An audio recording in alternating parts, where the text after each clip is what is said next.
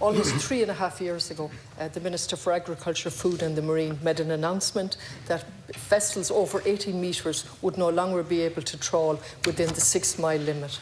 That followed a consultation period where 900 submissions were received, and all of the important organisations, state and non-governmental, were all in agreement that the trawling within the 6 miles was unsustainable on every level for biodiversity, for the destruction of the sprat, and also in relation to sustainable fishing. Unfortunately, on one aspect, the High Court found that the government was wrong, and that was in relation to the consultation process. Since then, it has gone on and on. We've had an appeal, we've had delays, and we have no announcement from the government. But the important thing is totally unsustainable that vessels over 18 metres are continuing in the different seasons of fishing unsustainably, notwithstanding that we've declared a biodiversity crisis. Can you update me?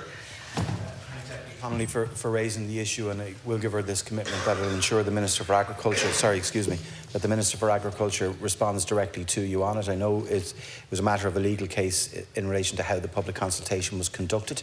I will relay your comments here today directly to the Minister and ensure that he responds promptly to you.